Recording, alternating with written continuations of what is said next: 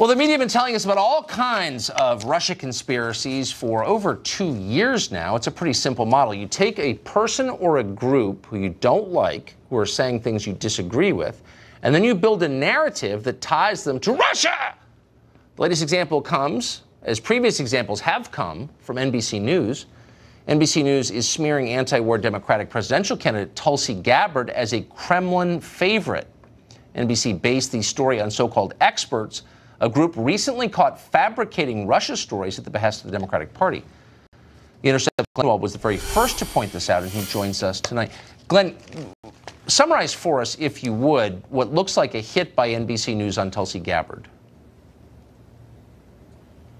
Right. So they claimed in a screaming headline that predictably went viral that she was the Kremlin's favorite candidate. One of the reporters who wrote the story tweeted that the Kremlin has a crush on Tulsi Gabbard, something that, if it were about a Democratic favorite, would be denounced not just as adolescent, but also sexist. Yes. And of course, this is all part of the broader context where the Democratic Party has this maniacal obsession with Russia. If you try and debate anything with them about the war in Syria or the ongoing viability of NATO or troops in Afghanistan, they just start babbling about the Kremlin and Vladimir Putin and accusing you of being a Russian agent. And it's like some kind of like neural malfunction or a mania at this point. And what's amazing is doing this to Tulsi Gabbard. She was a Democratic star just 4 years ago when she was first elected. MSNBC said the first Asian woman elected to the Senate, to the House in U.S. history. She's an Iraq war veteran on the fast track to fame.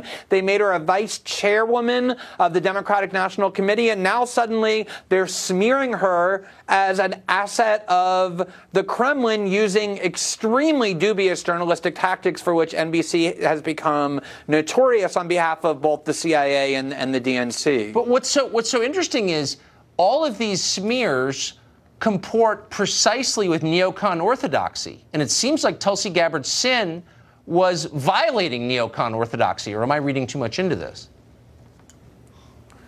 In 2014, and you can go Google this, there's an article in the New York Times, an op-ed by someone who has tracked neocons for a long time, saying that it was clear that there was rising isolationism and anti-war sentiment in the Republican Party, and neocons were therefore migrating back to the Democrats, especially in excitement over the prospect that Hillary Clinton would be the nominee for president in 2016, and that she essentially has a neocon foreign policy. She supported the war in Iraq. She supported regime change in Libya. She was highly critical of Obama for not doing more in Libya, for not arming anti-Russian factions in Ukraine. They love Hillary Clinton, and they were migrating back to the Democratic Party. So Democrats have become reunited with neocons. So anyone who deviates from the neocon agenda, whether on the left or on the right, instantly gets accused of being an asset or a stooge of the Kremlin. And that's what they did. And NBC, in this case, relied on a firm that just got caught 6 weeks ago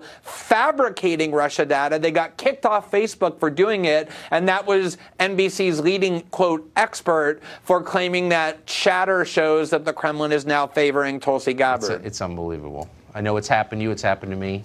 It's a pretty obvious tactic. Glenn Greenwald, thank you very much for that. I appreciate it. Kate Tucker, thanks.